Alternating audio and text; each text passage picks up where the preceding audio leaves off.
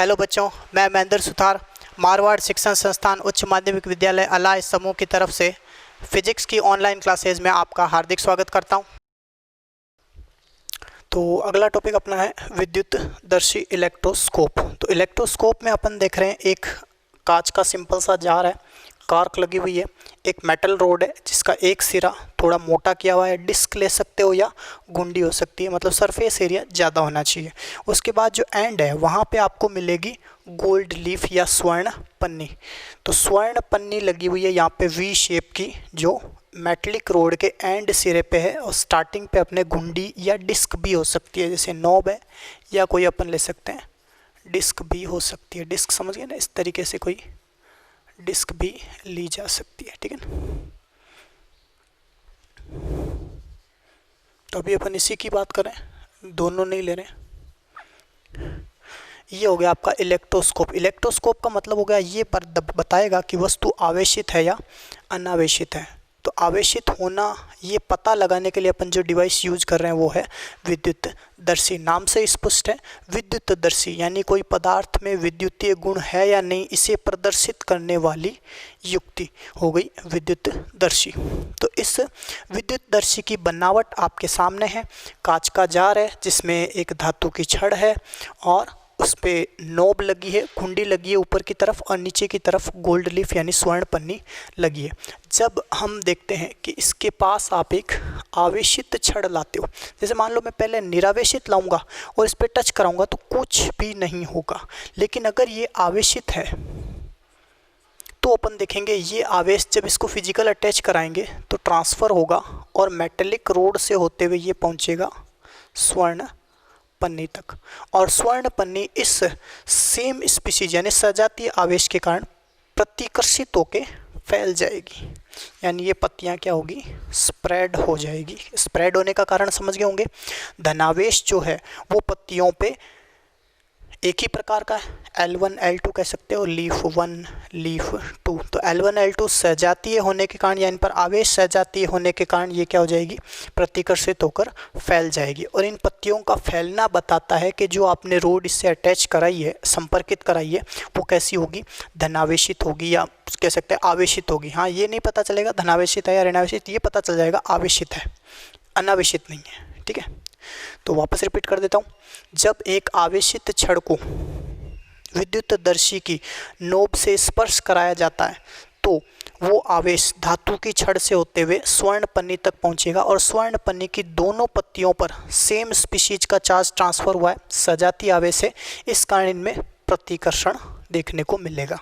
तो इसी प्रतिकर्षण या यही प्रतिकर्षण दर्शाएगा कि जो छड़ आपने स्पर्श कराई है वो कैसी थी, आवेशित थी। अगर अनावेशित छड़ स्पर्श कराओगे तो किसी तरह की कोई मूवमेंट लीफ्स में नहीं होगी, ठीक है। अब अगर अपन इस रोड को यहाँ से हटा लें तो हम देखेंगे कि ये आवेश नहीं जाएगा, ये आवेश यहीं रहेगा। तो अपन कह सकते हैं कि जब इसको आपने हटा दिया तो क्या हुआ, आवेश यहाँ का यहाँ रहा। लेकिन अब अगर अपन देखें एक दूसरी छड़ आप इसके समीप लाओगे जो है वापस धनावेशित ही, सेकंड रोड। तो सेकंड रोड जब आप इसके अटैच में लाओगे जो सेम धनावेशित है तो ये पत्तियां और फैल जाएगी, क्योंकि आवेश की मात्रा बढ़ेगी तो प्रतिकर्षण बढ़ेगा और फैलाव पत्तियों का भी बढ़ जाएगा। लेकिन अगर अपन बात करें कि ये जो दूसरी वाली छड़ है ये सेकंड छड़ है, पहले वाली फर्स्ट थी, ये अब कौन सी छड़ है, सेकंड वाली है। अब अगर ये सेकंड छड़ जो है वो ऋणावेशित हुई तो ऋणावेशित होगी तो क्या होगा, पहले ये ऋणावेश इस धनावेश को न्यूट्रलाइज करेगा, यानी ऋणावेश प्लस को पहले करेगा उदासीन, उसके बाद छड़ वापस क्या होनी शुरू होगी, ऋणावेशित होना शुरू होगी। तो ड्यूरिंग देन इस प्रोसेस में ये जो नेगेटिव चार्ज जब इसको न्यूट्रलाइज करेगा, ऑलरेडी प्लस जो है उसको, तो पत्तियां एक बार की क्या होगी, सिकुड़ेगी। फिर वापस माइनस चार्ज जब इसमें स्प्रेड होने लगेगा तो ये वापस फैल जाएगी। समझ में आ गया होगा, पहले जैसे ये डिस्चार्ज हो गया तो डिस्चार्ज हुई तो पत्तियां वापस क्या हो जाएगी, सिकुड़ जाएगी। लेकिन लगातार अटैचमेंट के कारण अब कौन सा चार्ज आना शुरू हुआ है, माइनस, और माइनस के कारण पत्तियां वापस फैल जाएगी। तो हमने कहा ए क्षण धनावेशित स्पर्श कराई, पत्तियां फैली।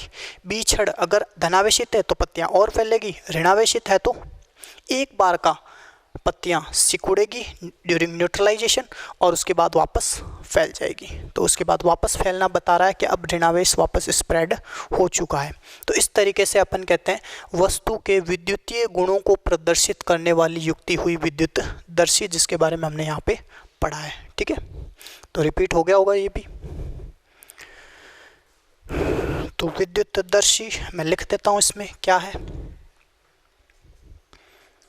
वह युक्ति जिसके द्वारा वस्तु पर आवेश का होना पाया जाता है या प्रदर्शित होता है,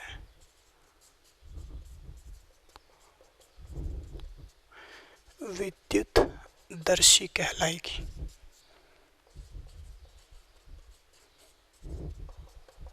ठीक है भाई, तो ये हुआ आपके विद्युतदर्शी। तो विद्युतदर्शी की परिभाषा आपने समझ ली। वह युक्ति जिसके द्वारा वस्तु पर आवेश का होना या आवेश की प्रेजेंट अपन चेक कर सकते हैं, प्रदर्शित होता है, विद्युतदर्शी कहलाता है। इसकी बनावट जैसा कि आप चित्र में देख पा रहे हैं शो हो गई।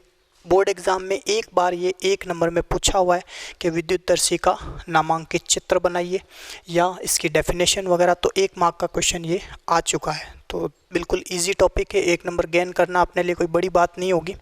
कि सिंपल सा एक कांच का जार है जिसमें एक मेटल रोड है जो कॉर्क में लगी हुई है। एक सिरा सरफेस एरिया बढ़ाने के हिसाब से या तो आप नॉब ले सकते हो या डिस्क ले सकते हो ताकि सरफेस एरिया थोड़ा ज़्यादा रहे इसका। अब एंड सिरे पे आपको गोल्ड लीफ स्वर्ण पन्नी, कई जगहों पे ये स्वर्ण के स्थान पे एल्यूमिनियम भी मिल सकता है। गोल्ड लेने का कारण यह है कि गोल्ड की बहुत पतली पल्ली बनाई जा सकती है अदर मेटल्स के बनिस्बत। तो अपन ने बात करी वापस, ये हो गई गोल्ड लीफ जिसकी जगह एल्यूमिनियम भी सब्सटेंस के रूप में यूज किया जा सकता है।